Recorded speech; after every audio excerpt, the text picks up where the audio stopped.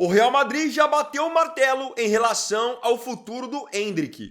O contrato de empréstimo dele com o Lyon ainda nem terminou, mas parece que o time espanhol já viu o suficiente para decidir qual será o próximo passo da carreira do jovem atacante brasileiro.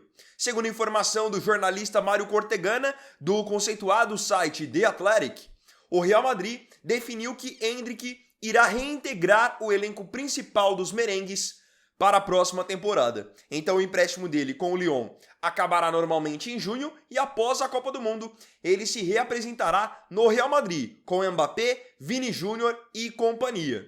O Real definiu que o Endrick é um jogador que será muito bem utilizado na próxima temporada, um jogador importante, e até por isso eles não vão considerar nenhuma proposta que chegar por ele. Equipes como Chelsea e Arsenal manifestaram interesse pelo Endrick há algumas semanas, mas o Real Madrid não vai negociá-lo. Na verdade, falando em negociar, eles podem acabar liberando um outro jogador para que o Endrick tenha mais espaço. O próprio Mário Cortegana divulgou que o Real Madrid pretende negociar o Gonzalo Garcia, atacante que foi formado na base do clube. Então eles querem agora liberar o Gonzalo para que o Endrick tenha mais minutagem. O Real chegou à conclusão que esse empréstimo do Endrick ao Lyon foi bom para ele porque ele está tendo mais minutagem e está mais maduro também.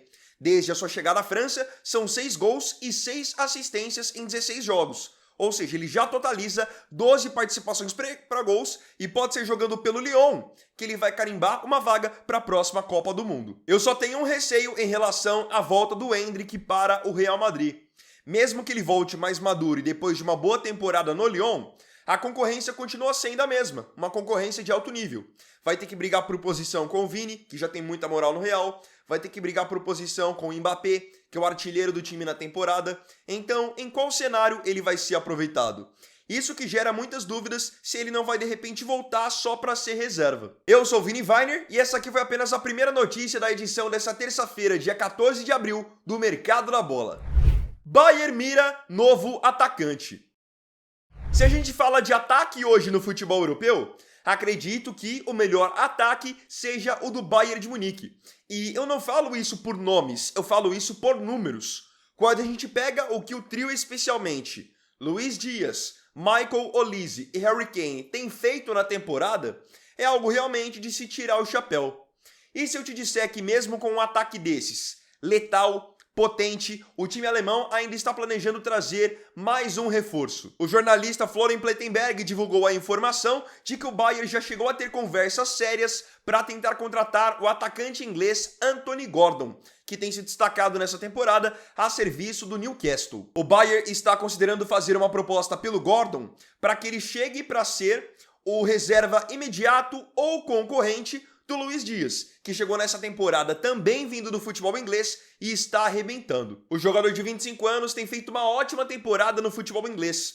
Ele tem 17 gols e 5 assistências em 46 jogos. Então, é o Bayern de Munique não querendo só ter um time titular forte, mas ter um elenco qualificado. Porque o Gordon, com a qualidade que ele tem, com o potencial que ele tem, é um jogador que se alguém ali do ataque se ausentar, ele pode assumir a responsabilidade e manter um bom nível. O Newcastle, por sua vez, é óbvio que não tem o menor interesse em negociar o seu principal jogador do setor ofensivo, que está sob contrato com os Magpies até 2030. Os prováveis destinos de Dembélé. Essa pode estar sendo a última temporada do atual vencedor da Bola de Ouro, Ousmane Dembélé, com a camisa do Paris Saint-Germain. Isso porque o jogador de 28 anos tem contrato com a equipe da capital francesa até 2028, mas ainda não entrou em um acordo para sua renovação. Esse papo da renovação do Dembélé está rolando desde quando ele ganhou a Bola de Ouro, porque ele queria uma renovação onde ele recebesse um salário de estrela. Hoje ele já ganha muito bem no PSG, mas queria um patamar que fosse proporcional a ele ser o atual vencedor da Bola de Ouro. E o PSG já definiu, como conduta do clube mesmo, que ninguém mais terá esse tipo de salário. Esqueçam as altas cifras que eles pagavam na época de Messi, Neymar e Mbappé. Quem quiser jogar no PSG vai ter que entender que hoje todos os salários estarão mais ou menos dentro do mesmo teto. E o Dembélé não concorda com isso, ele quer ser mais valorizado. E por isso ele pode sair para a temporada que vem. Com isso, vem a informação do jornal francês L'Équipe de que 2 ligas surgem como prováveis destinos para o Dembélé. A primeira liga é a Premier League, onde equipes como o Chelsea estão de olho nele. Outro mercado também fortemente interessado no Dembélé, principalmente para depois da Copa do Mundo, é o mercado da Arábia Saudita, onde alguns times importantes estão prontos para investir em alto para ter um jogador do gabarito do francês. Aí agora entra um outro lado. O Paris Saint-Germain ainda está na Liga dos Campeões, pelo menos no momento em que eu estou gravando esse vídeo, o duelo contra o Liverpool ainda não foi definido. E caso o PSG tenha sucesso nessa temporada, essa história da renovação poderá ser totalmente alterada. Afinal, se o PSG, por exemplo, é campeão com o Dembélé novamente sendo decisivo, a ideia do clube em relação a dar um aumento para ele pode ser alterada. Segue a novela Arboleda. A novela Arboleda segue a todo vapor e ela tem uma última atualização. Segundo a informação da ESPN, o São Paulo e o Arboleda vinham negociando uma rescisão de contrato amigável. E esse era realmente o melhor caminho para todos, afinal, o São Paulo não queria mais contar com o Arboleda depois do desaparecimento dele, e o próprio Arboleda não demonstrava muito interesse em voltar a vestir a camisa do São Paulo. Então, eles estavam encaminhando uma rescisão amigável. Nessa rescisão amigável, o Arboleda estava abrindo mão de praticamente 20 milhões de reais que ele tinha direito a receber do São Paulo até o fim do seu contrato no fim de 2027. E para o São Paulo, era o melhor dos cenários. Eles iriam economizar praticamente 20 milhões de reais e já se livrariam logo desse BO que se tornou o Arboleda.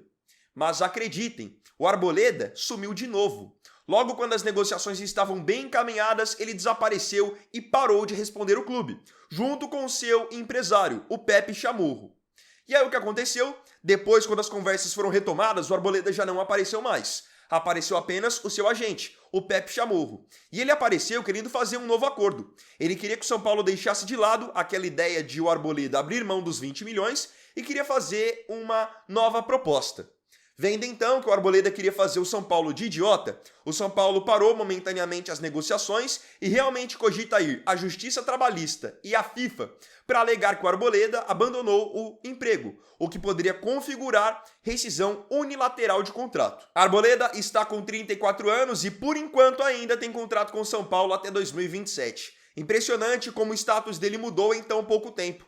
Ele era até então titular incontestável no São Paulo, está há 9 anos já no clube, era considerado um jogador muito prestigiado pela torcida, e não sei se vocês vão se lembrar, talvez mais os são paulinos que tenham essa memória. Mas em determinado momento, o Arboleda tinha tantas dívidas aqui no Brasil, que o São Paulo teve até que ajudá-lo na sua vida pessoal para quitar as suas dívidas. E agora ele age dessa forma com o clube. Por isso que eu sempre digo para vocês aqui no canal, nunca coloquem um jogador como grande ídolo, achando que o cara nunca vai errar, ou fiquem achando que algum jogador ama o clube. No fim, 99% dos jogadores amam apenas o dinheiro e o status que o clube pode proporcionar para ele naquele momento. Chegou até aqui no vídeo e ainda não deixou seu like? Então deixa o like porque me ajuda muito e te convido também a se inscrever no canal porque estamos rumo a 1,5 milhão de inscritos.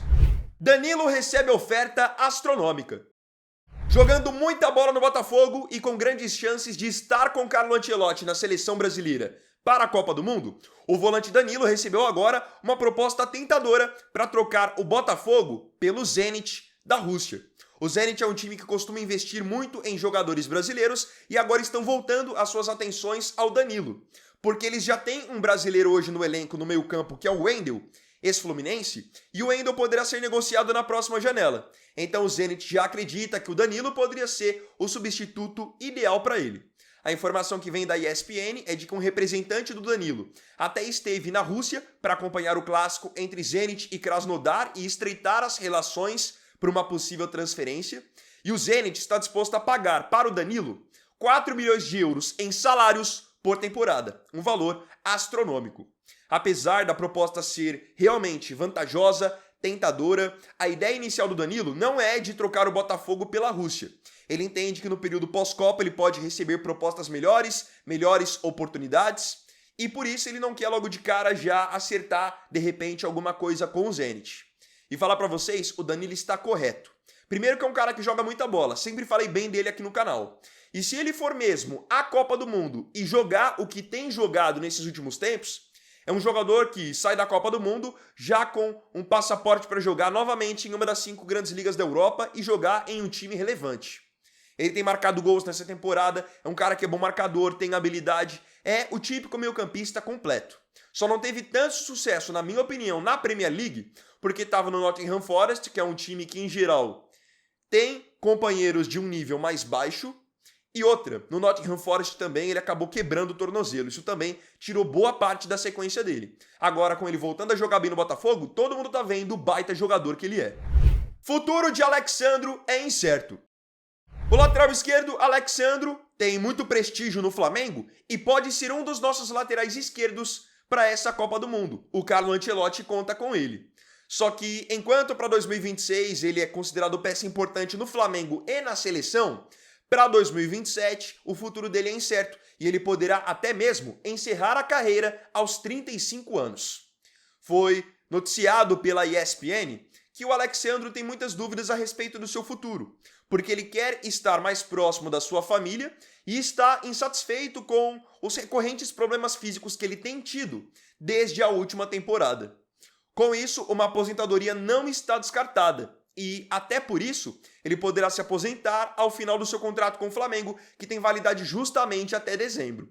O Flamengo tem a ideia de tentar renovar com o Alex Sandro por mais uma temporada, mas ao que tudo indica, isso só acontecerá se partir agora do jogador, porque o clube já tem a vontade, mas o Alex Sandro ainda está com o pé atrás. Eu acho o Alex Sandro um ótimo lateral esquerdo e principalmente um grande marcador, porque ele é forte, ele sabe se posicionar, ele guarda bem a posição, só não é um jogador muito ofensivo. Então, para a proposta do Flamengo, que já tem jogadores muito ofensivos, o Alex Sandro está ali como uma luva. Mas entendo que os problemas físicos devem estar o frustrando bastante e acabam sendo também uma preocupação para o Flamengo, porque o Fla tem, pelo menos na teoria, um grande marcador, um lateral esquerdo confiável. Mas olhem só com qual frequência ele tem se lesionado. Só na temporada passada ele teve 7 lesões. Santos encaminha a renovação de Robinho Júnior. A novela Robinho Júnior vai chegando ao fim na equipe do Santos. Após praticamente meses de negociações para ver se Robinho renovava ou não renovava com o Peixe, agora a informação que vem da ESPN é de que já há um princípio de acordo para que ele permaneça na Vila Belmiro. O jovem atacante sairá de um contrato que vai até 2027 para um novo vínculo até 2031, que deverá ser assinado dentro dos próximos dias. Por conta desse imbróglio contratual, dessa indefinição quanto à sua renovação, o Robinho não vinha sendo aproveitado nesses últimos jogos do Santos, tanto que fez apenas 8 partidas na temporada. E o desempenho dele abaixo da média também chama a atenção. Tem oscilado bastante desde que subiu ao profissional no ano passado. Ele ainda não marcou nenhum gol e nessa temporada não deu nem alguma assistência. Ele tem só 18 anos, eu entendo que ele é jovem, que ele ainda vai descobrir o seu potencial, ainda vai evoluir, mas eu preciso ser sincero para vocês também. Eu enxergo que boa parte do hype que existe em torno do Robinho Júnior dentro do Santos se dá por ter o mesmo nome do pai. Porque o Robinho pai, esse sim jogou muita bola no Santos, era um jogador bem acima da média, habilidoso e que marcou uma era na história do clube. Agora o Robinho Júnior, se a gente pegar por desempenho mesmo, ele não merecia ter todos esses holofotes. Só tem mesmo porque é filho do Robinho pai, o Robinho pedalada. Robinho Júnior, até hoje, não mostrou a que chegou no profissional e vou além. Se o nome dele fosse Danielzinho Júnior ou, sei lá, Ibson Júnior, ninguém ligaria para ele. Ninguém daria a mesma importância. Shakhtar contrata novo brasileiro. Se tem um time da Europa que adora contratar brasileiros e monta times praticamente só de brasileiros, esse time é o Shakhtar Donetsk da Ucrânia, que já contratou muitos jogadores brasileiros de sucesso que depois eles revenderam para a Europa por uma bala. E acreditem, eles podem fazer isso em breve com uma revelação do Atlético Paranaense, porque de acordo com o jornalista Fabrício Romano, o Shakhtar chegou a um acordo pela compra do Bruninho, atacante da base do Furacão. Ele tem só 17 anos, marcou 4 gols já nessa temporada, é um jogador habilidoso, ele tem talento. E o Shakhtar vendo essa possibilidade, vendo o potencial dele, já foi lá e está o comprando, pagando 12 milhões de euros por ele. Conhecendo o Shakhtar, que é um time que sabe vender depois muito bem esses jogadores, É o típico caso em que eles pegam um jogador por 12 e depois vão vender por 30, 35, 40. Eles fizeram o mesmo no passado com vários casos de sucesso. Fernandinho, fizeram isso com Douglas Costa, fizeram isso com Luiz Adriano. Não é uma novidade, eles já têm a receita e replicam temporada após temporada. Agora, eu queria saber de você aqui nos comentários as suas opiniões sobre as notícias da edição de hoje do Mercado da Bola. Não se esqueça de comentar. Amanhã, ao meio-dia, eu estou de volta no canal para mais um conteúdo para vocês, porque a máquina não pode parar. Então é isso, tamo junto, até amanhã e até o próximo vídeo. Fiquem todos com Deus. Vini Vaier aqui, valeu, falou e fui!